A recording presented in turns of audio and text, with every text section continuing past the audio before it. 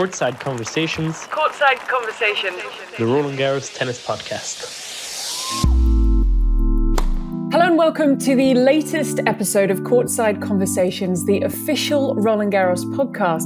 My name is Gigi Salmon, and together with special guests, we are going to be keeping you company throughout the year. We like to call it tennis with a French twist. The second Grand Slam of the year, never too far from our thoughts, and now just a matter of weeks away. And with that in mind, I am delighted to say that with me today, former world number one, two-time Grand Slam champion, and Roland-Garros tournament director, Amelie Mauresmo. Amelie, welcome to the podcast. How are you? I'm good. Thank you for having me. And thank you so much for taking the time, especially with Roland-Garros just around the corner. Yeah. So I imagine your days are pretty busy. Yeah, it's busy, but it's exciting. It's me and the teams, we are really looking forward, to getting to the event actually, because the preparation is there. It's going well, but now it's just in a few weeks we will be. We'll jump right into the tournament. So we're very impatient, actually. And I want to get to this year's tournament, but I'm going to start with, this is a pretty big question, but what does Roland-Garros mean to you? Because you've got a really long history with the venue and with the tournament. Exactly. I think for me, the venue and the tournaments are part of my history, part of my life. I went to Roland-Garros for the first time when I was 9 years old. I think it was at that moment we had the best players in France were having like a stage, we would all be together from all around France and meeting at Roland-Garros. And it was at the time the National Tennis Center was also in the stadium in Roland-Garros. Now it's moved away to allow the tournament to have more space. But I spent, and then from then I was going there basically a couple times per year until I actually lived there when I think it was 15. I started to live in Roland-Garros when I was 15. So all the bad things that you can do at that age, I did in Roland-Garros. So you trained here, you won the Roland-Garros junior title. I really like the way you have been quoted as calling Roland-Garros your playground. Yes, it has been my playground in many ways. Tennis-wise, obviously, with spending so many hours practicing there, with the junior title, with all the stories, that we were young and we were living there and we were having such a great life between practices and it was good memories. And obviously, and then growing up, seeing the tournament in a different way. Roland-Garros also for me is why I started playing tennis, because when Yannick won the tournament in '83, I was actually watching. My mom was watching, so I was there 4 years old watching, and so Roland-Garros is really at the beginning of my tennis history, of my tennis life. And it was when the president, when Gilles asked me to if I wanted to be at the head of the tournament, I was so happy, so proud, and it kind of meant something to me deeper than just the tennis career, the basic tennis career, and being ahead of a Grand Slam of Roland-Garros is nice, but it meant much more to me than this.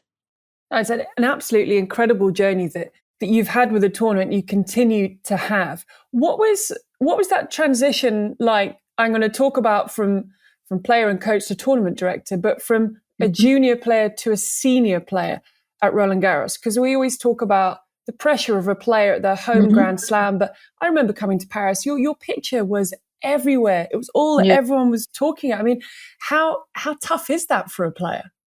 It was tough, and I have to say, and like everyone could see, I could not really handle this pressure pretty well.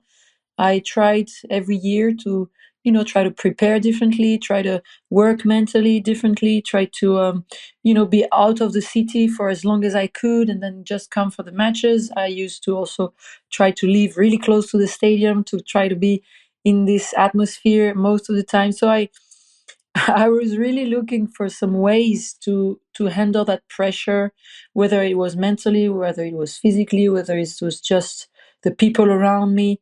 And yeah, it never really came out the right way for me in Paris, because my kind of worst Grand Slam in terms of results as a senior player. So it's huge. I mean, it's huge. You ask Andy in Wimbledon, it's pretty big, but it's pressure is also a privilege. So you have to know that when you are under this pressure, it means you're doing well. It means you're a great player. It means you're a big champion, and that you have the ability to go to the end of these tournaments. So it was a challenge every year for me, definitely. That frustration at the results that weren't coming at Roland-Garros, did that increase your drive elsewhere? Because I think one of the stats to me is phenomenal. Your first Grand Slam title, so Australian Open 2006, that was 7 years after your first Grand Slam final. I mean, that's another part of this incredible journey.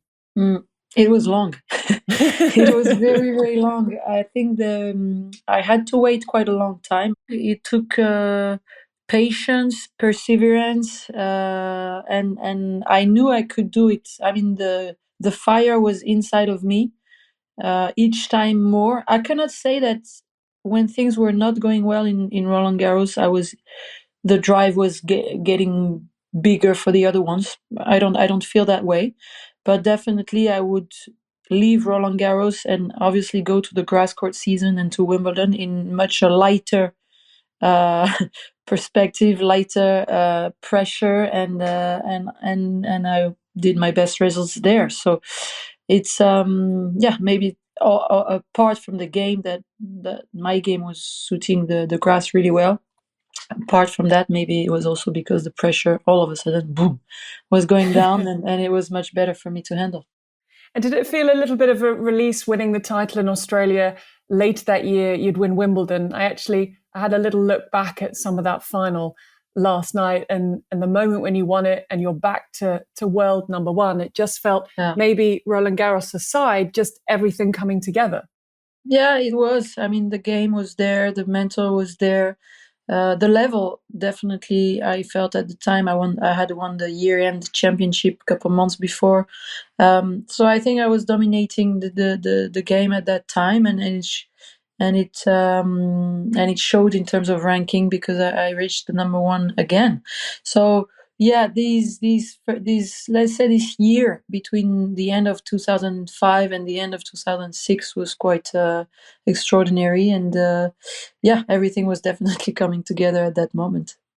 Do you have one memory from your playing career that stands out among the rest? And we haven't even got to talking about your success in the Olympics, with the Olympics in Paris this year. For me, the image that comes first is the win in Wimbledon. It's definitely something that was really, really important to me. But winning a medal for my country in the Olympics was something that I didn't think would be so incredible in terms of emotions and feelings. I knew I wanted it, but I didn't anticipate the emotion that it would give me. Definitely. And also, one other thing, apart from being number one in the world, is winning the Fed Cup at the time with France.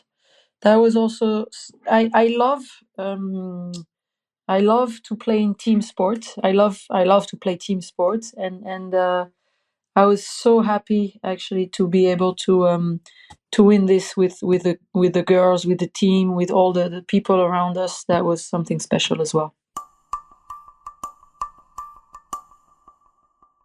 Yeah, very special moments and memories. Now, we are well and truly underway with the clay. We're getting closer to Roland-Garros. So first thing, you talked about growing up on the clay, you won the Roland-Garros junior title, but had a game suited to grass. So how did you find that transition from the hard courts to the clay courts? To be honest, my game was also suiting clay pretty well. I never did that as well as I would want in Roland-Garros, but winning Rome a couple times, playing many finals there, winning Berlin at the time a few times as well. Berlin was quite the equivalent of Madrid now. So the two biggest tournaments leading up to the Grand Slam, I won a few times, and I was always playing well there. So my game was also with the top spin on both sides and everything, and physical abilities. Was also able to play well on the surface.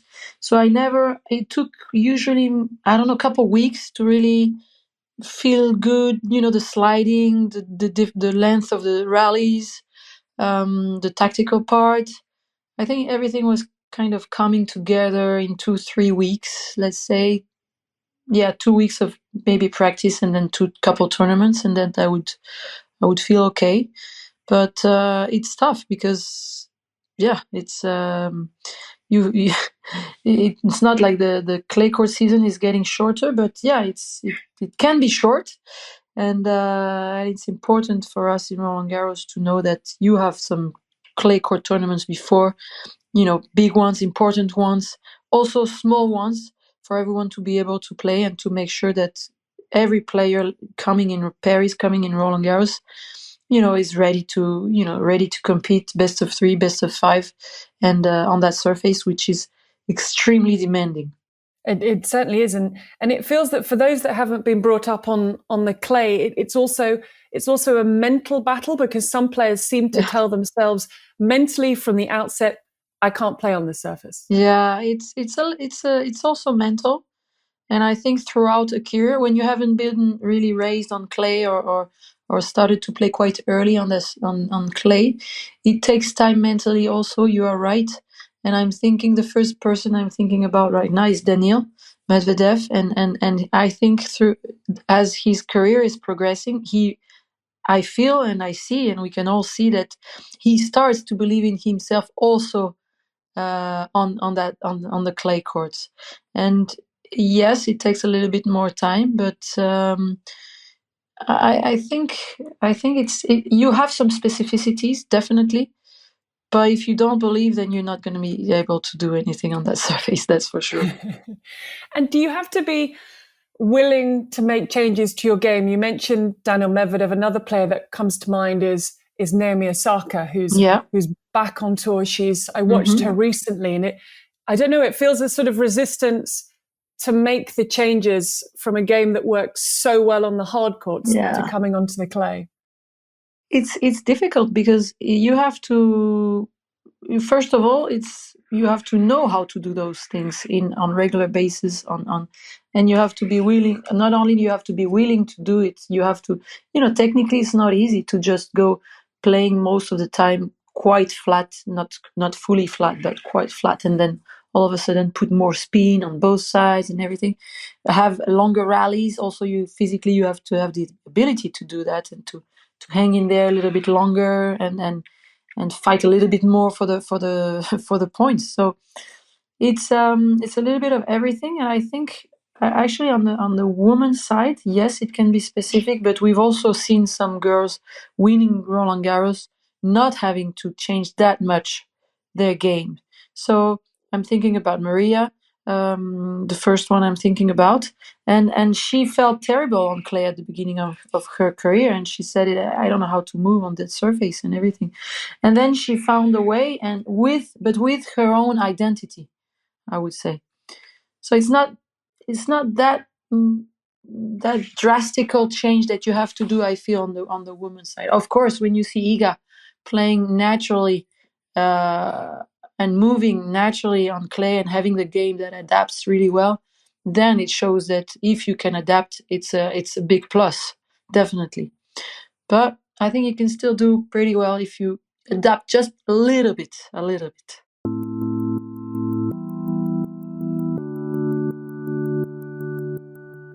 Yeah, you adapt and you have that belief. And we're going to talk about some of the players coming to Paris for Roland Garros. But before that, you mentioned it a while back when you were asked to take up the role of tournament director at Roland Garros, the first ever tournament director of the tournament. It was December 2021. Did you have to think very long before you gave them an answer, or was it an immediate yes?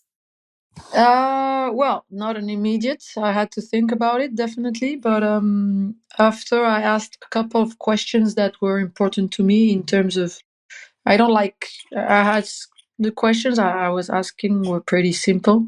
I'm not into politics. I don't like that. I don't want to be. So I was saying, okay, I'm guessing this role is kind of a political thing also, and I just want to make sure that with me it's not going to happen. Actually, I want.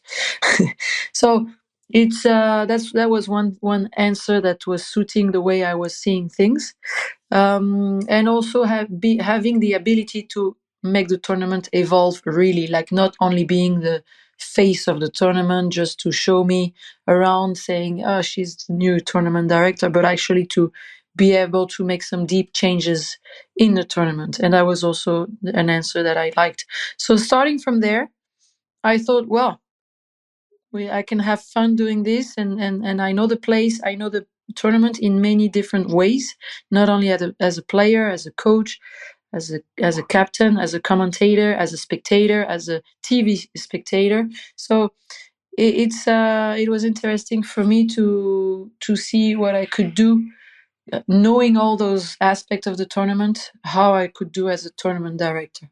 And I took, to be honest, it took me, so you mentioned December 21, it took me until the end of the 22 edition of Roland-Garros to know exactly, I learned everything before the tournament, but I have to leave this first edition as a tournament director to know exactly where I wanted to go, what I wanted to change, where I wanted the tournament to evolve, or towards what I wanted the tournament to evolve. So it was really interesting and intense 6-7 months to get there.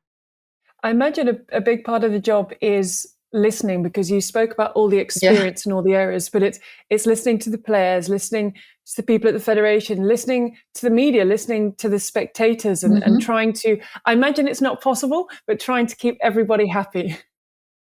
Yeah, you can. I mean, it's, yeah, a big part of the job is this, for sure, in terms of everyone you said, every population that you said, whether starting from the players, obviously, but also listening to the spectators, to the TV journalists, people that come in the stadium, and they give you some feedback. Everyone's giving you some feedback, so it's you cannot make everyone happy on the same things at the same time. So you just try to, being convinced about things that I don't want to move for the tournament, or things I definitely want to move. So, and also putting sport in priority.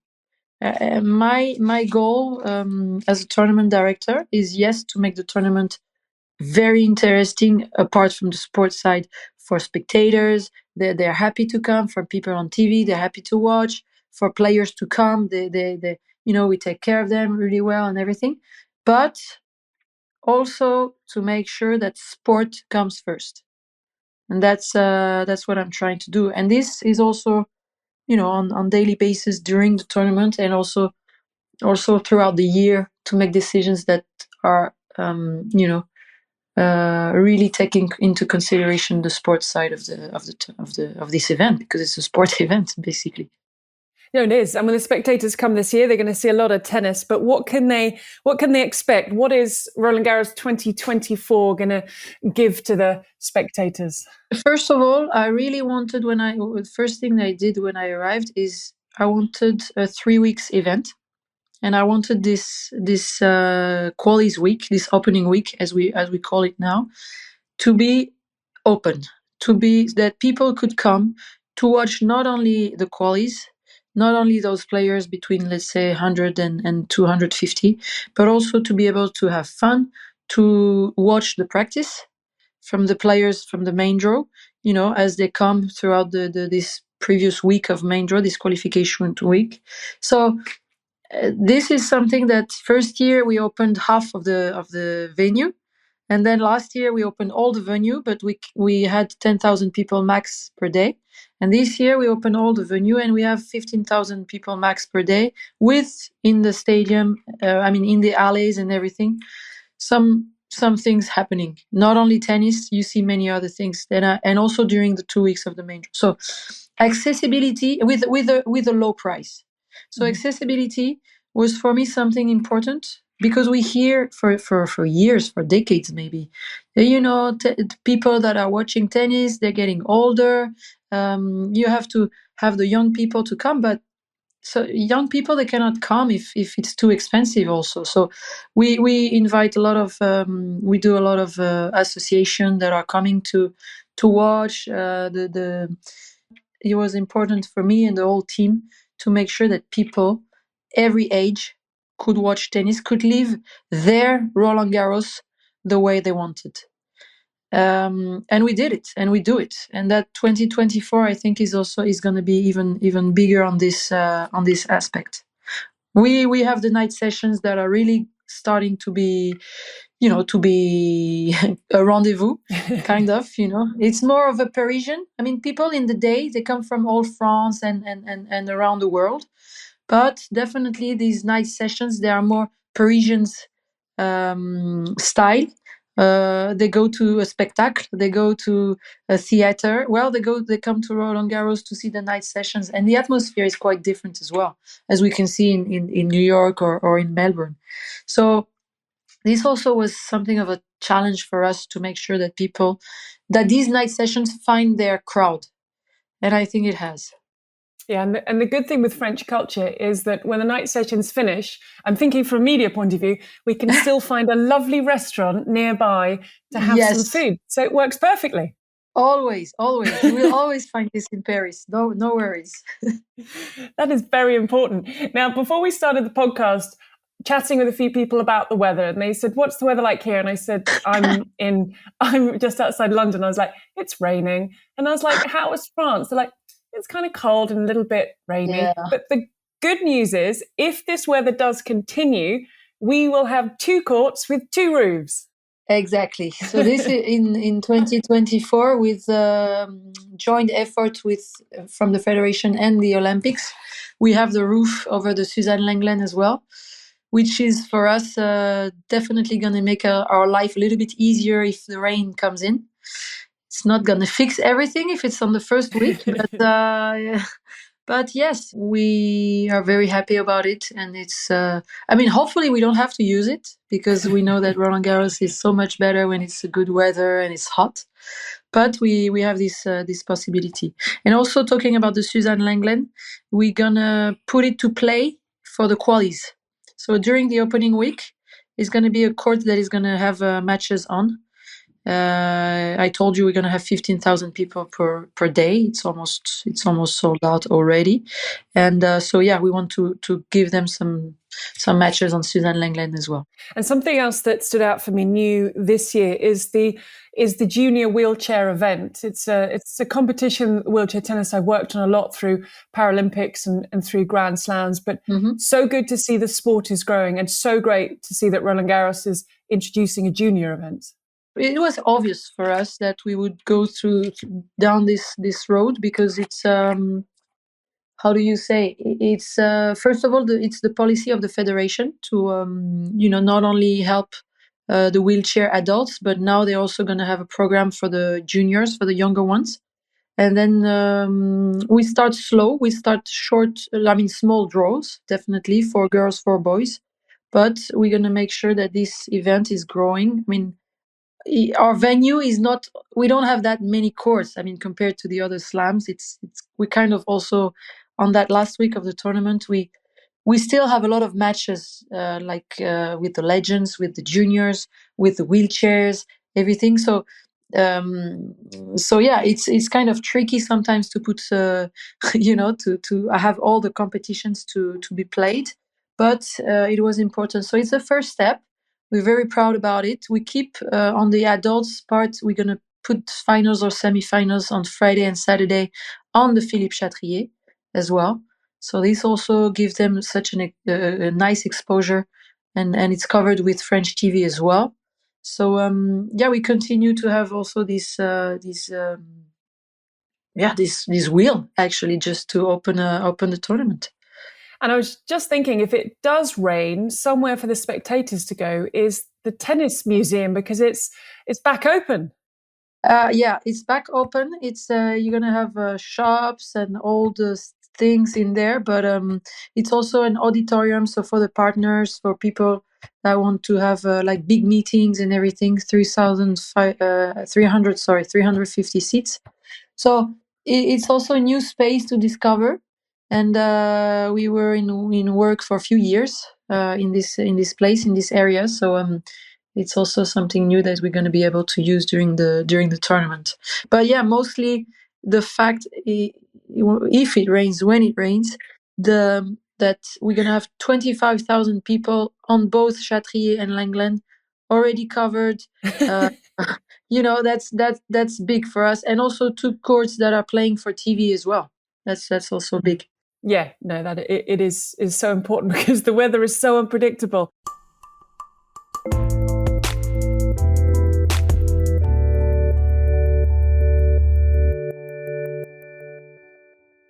I need to talk to you about some of the players we're hoping to see. The first one is the 14-time champion Rafa Nadal. We saw him return in Barcelona, having not played since Brisbane. We know for him this year is massive. There's Roland-Garros, there's the Olympics played at Roland-Garros. I mean, Amelie, it is utterly remarkable what he has achieved in tennis and what he has achieved at Roland-Garros. Yeah, it's. I always say it could be the biggest. Performance in all sports of all time. Winning 14 times Roland Garros is huge. I mean, we can we say that it's never going to be done again? I mean, is it? I mean, probably when Borg was winning so many Roland Garros, maybe people would think that it could never be done again. But this time, I mean, 14 times, I don't see that happen ever again. I mean, I'm not going to be there maybe to see it if it happens one day, because it's huge. And not only he won those 14 times in Roland Garros, he was able to adapt. We were talking about adapting earlier to clay. Well, he was able to adapt to grass, to hard courts, to surfaces when he was starting his career that were not really suiting his game and his style of play. And the fact that he was able to actually make this evolution in his game is huge. I mean, it tells you how big of a champion he is as well. We want to see him in Roland Garros. 100%. But as a tournament director, do you have conversations with players or agents? So are you, I don't know, messaging Nadal saying, take care, be okay, wrap yourself up, make sure you get to Paris in one piece? Well, first of all, I don't think I have to message him for him to do that. I am personally in contact. We are, all the team, also in contact with him, with his team.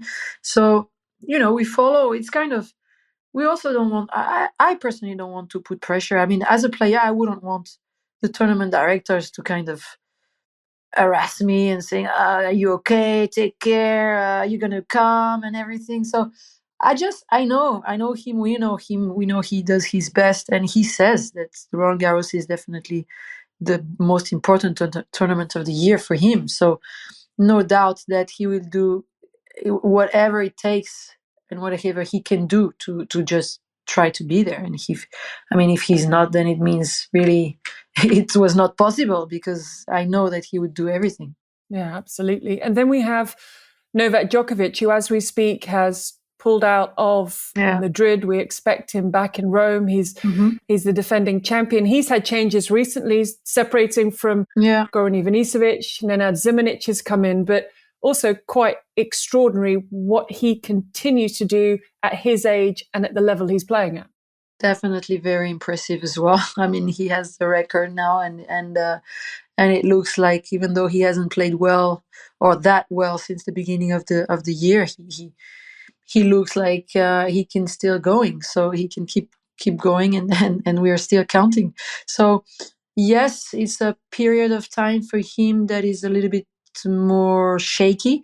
Maybe I'm not that surprised that he's not going to Madrid, given the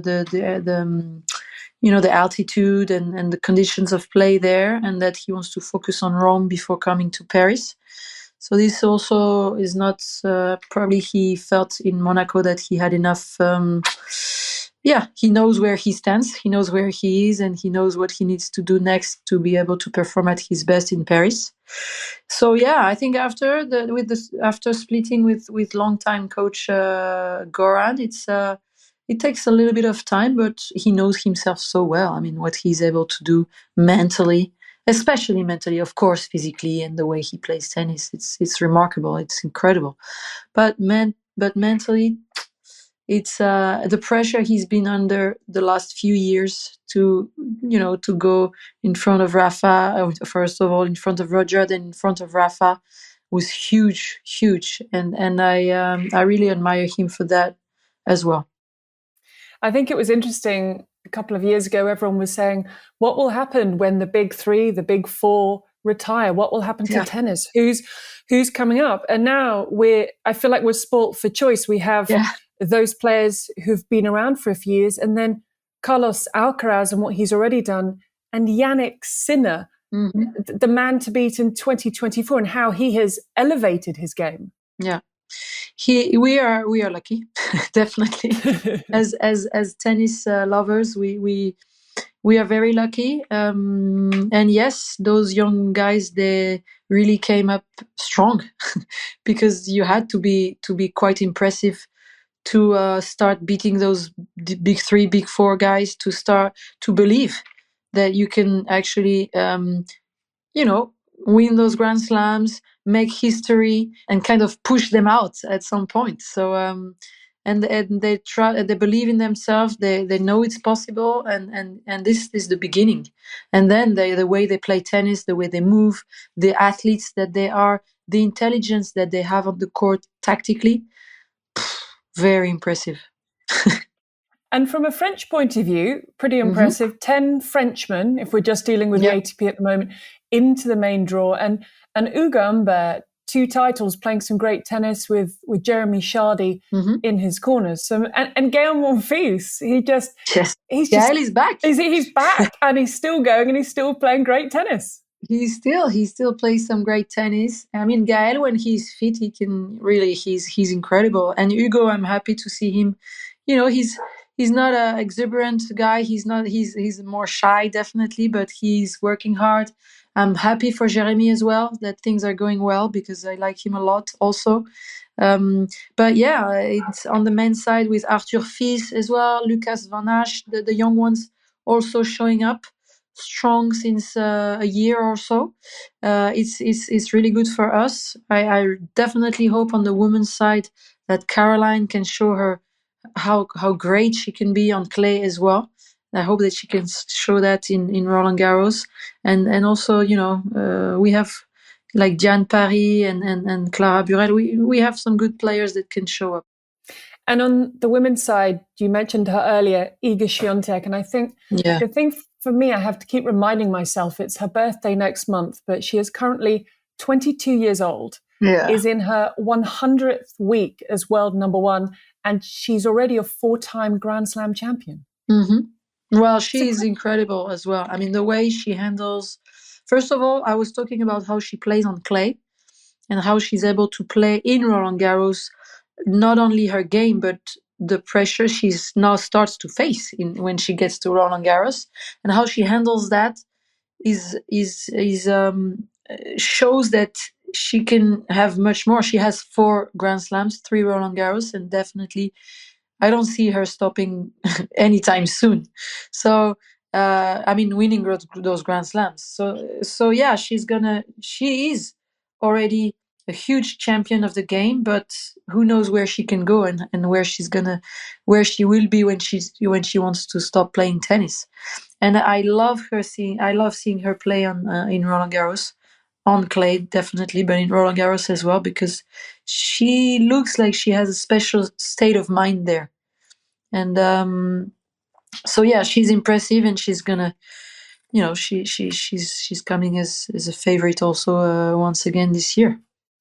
We talk about different styles on the clay. Is fascinating is Elena Rybakina just won Stuttgart, the 500 level tournament. Yeah. And she's one of very few players that is able to hit through Iga Świątek on the clay.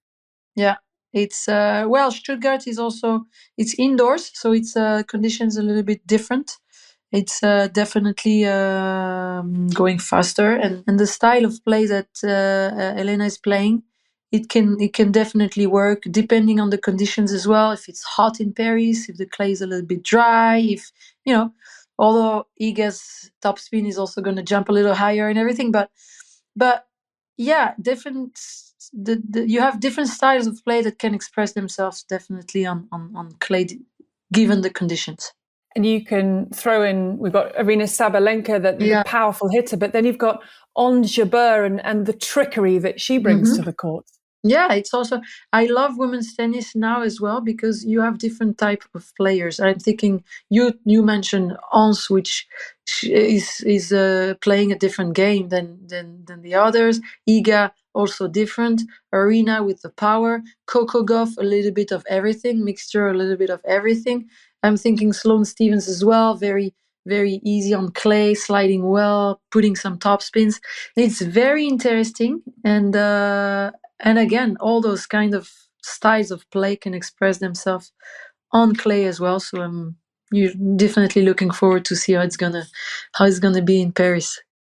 And the other thing that stood out for me, I counted them, we have 13 active mothers on tour. We've got 5 in the top 100. I just about juggle motherhood and work. I genuinely, I don't know how they do it, to be juggling being a mother and getting to themselves at such a level to perform on this stage. Well, I agree with you. I don't know how they do it, and I cannot. Really a big applause to them, because I think it's very challenging, and because to be an athlete, to be a professional athlete, you have to be very selfish, to think about yourself all the time, your recovery, what you eat, how much you sleep, how long you spend on the court, in the gym, getting massage, stretching, blah blah blah, and then to have a family life, to have kids and have time for them and have energy for them, and make sure that they are well and that they are happy is quite a challenge. So even though I'm pretty sure they have good setup around them and people around them to also take over when it's needed, it's still mentally something that you have in mind, and that it's just there all the time. So it's it's actually a mystery to me how they do it. Yeah, I genuinely don't know how they do it. It's phenomenal. And finally, while I have you, you mentioned one of the proudest moments was winning an Olympic medal. It was in Athens for your country. Yeah, it's in Paris. It's at Roland-Garros. I'm assuming Roland-Garros look slightly different, but will you be able to enjoy the event as a spectator, or are they linked together? If I'm in Paris, at that moment, I'm gonna watch. Definitely, I try to come to Roland-Garros and watch, because I don't have anything to do with the event professionally. But I will definitely try to go and see other sports as well. To be honest. Amelie, considering that we are so close to Roland-Garros, can I just say thank you so much for taking the time to being on the podcast today. It was a pleasure. Thank you very much for having me. Thank you for being with us. I look forward to seeing you in Paris. And that is it from Courtside Conversations. Thank you for your company. When we return, we will be saying goodbye to the clay and hello to the grass. So until next time, bye for now. Bye.